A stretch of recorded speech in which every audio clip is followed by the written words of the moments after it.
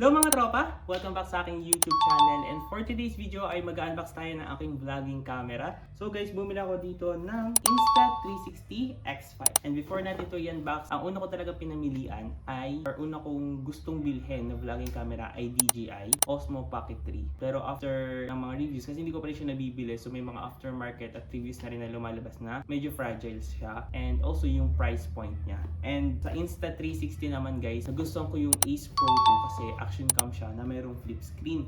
Tapos sa Go Ultra naman, same, tapos mas handy at mas mura yung Go Ultra. Pero kasi guys, lumabas to sa feed ko na siya guys. This is the Insta360 X5. So bakit dito ako napunta? Kasi guys, nandito lahat ng kailangan ko. So kailangan ko ng portrait vlog, kailangan ko ng landscape vlog, kailangan ko din kapag mag-moto vlog ako. Ito na guys yung solution doon. And kung hindi naman kayo masyadong indoor vlog na kailangan nyo may mga i-focus, perfect to sa inyo guys. Kasi ito guys, kuha na niya lahat. And itong kinuha ko nga pala guys is the standard bundle. Tapos nag-sale siya guys. Pwede nyo siyang mabili in-store kasi sale pa rin sila. Or bumili kayo sa kanilang official store. Description box sa baba yung link. I-click nyo yun guys kasi meron silang promo. So para makaabot kayo sa promo, especially this coming December, i-click nyo guys yung link na nandyan sa baba para sa kanilang official store at mabili nyo itong X5 for a discounted price. So bakit ito lang yung binili ko guys? Kasi for me, sulit na naman siya. Kasi pwede pa tayong bumili ng mga third party accessories online. Nandyan din sa description box yung lahat ng mga accessories na pwede nyo bilhin. At ang yung iba dun guys ay nandito sa video na to.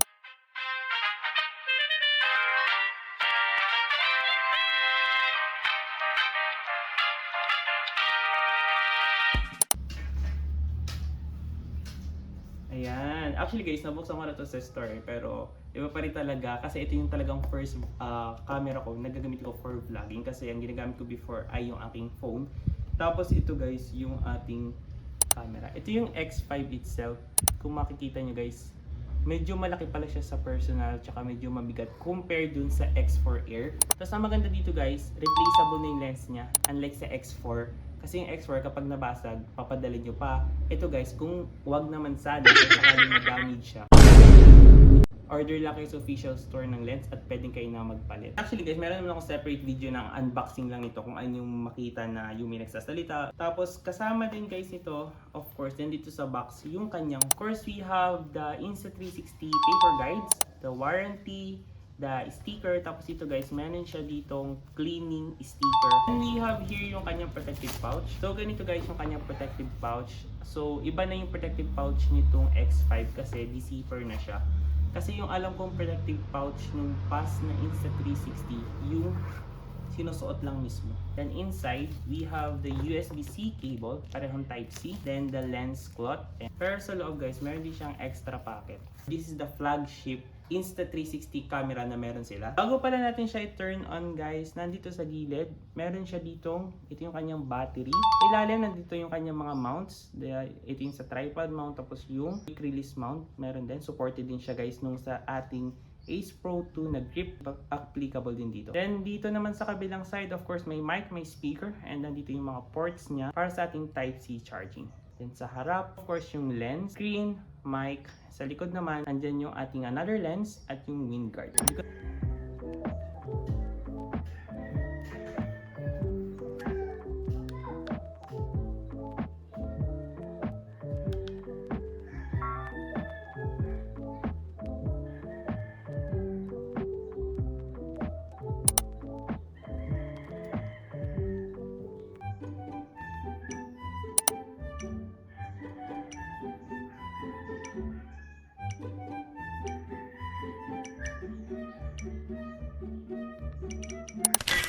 Ano na rin naman siya. Since nalagyan na natin 2 tablespoon ng cornstarch ang ating kailangan. So, natin yan. 2 tablespoon guys. So, 2 tablespoon ng cornstarch. Kaya,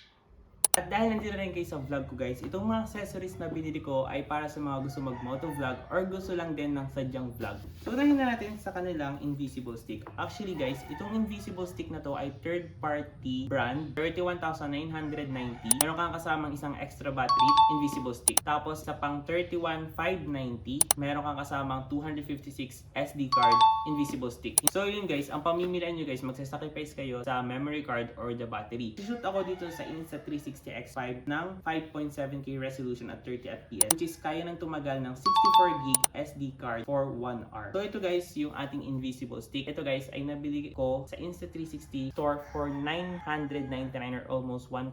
Mas mura siya guys at mas mahaba compare sa mismong Insta360. Ganito yung itsura niya guys. Actually guys, maganda din naman. Meron siyang handle. Yung handle niya guys ay rubberized din. Yung sa Insta360 lang na ay medyo makapal. Mas mataba to kumpara doon sa mismong Insta360. Next naman na binili ko guys ay itong Flymile, yung brand niya. And this is recommended by Shopee Choice. So ito yung metal rabbit cage for Insta360 X5. Okay, so upon opening, ito yung makakasama niya. Meron siyang kasamang lens cap or may kasama na siyang wind guard sa both microphone on both side. And may kasama pa siyang mga extra dito. Ang maganda dito guys, hindi nyo na kailangan tanggalin tong case kapag tatanggalin nyo yung battery kasi meron ditong socket. Lahat ng button siya meron din. At sa ilalim, supported din siya nitong pang tripod at yung quick release mount.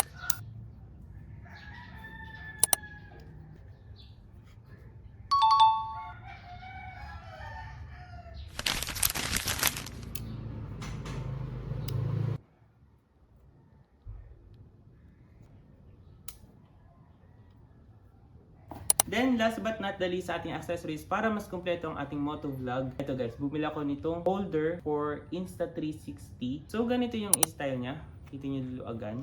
Ito guys ay para sa mga GoPro, pwede nyo itong tanggalin. Tanggalin nyo itong pinaka-head para rekta kayo dito guys sa kanyang tripod na nyo ilalagay yung mismong Insta360 nyo or kung gusto nyo pa na mas mahaba, pwede nyo i-extend dito yung inyong invisible stick. So ayun lang naman guys para sa aking unboxing and review ng aking vlogging camera. At kung gusto nyo rin bumili nito guys, available siya sa ating Shopee. I-click nyo lang guys yung link na nandyan sa description box para makakuha kayo ng voucher. Kasi guys, pwede nyo siyang makuha for only 27,000 for the standard bundle na dating 32,490 for the standard bundle. Pero take note guys, kasi hindi natin masasabi kung hanggang kailan yung kanilang promotion. Kaya if you want to try this kind of camera, i-click nyo yung link na nandyan sa description box to get the voucher para may discount kapag chinek out ninyo. So ayun lamang guys para sa aking unboxing na aking Insta360 X5, may new vlogging camera.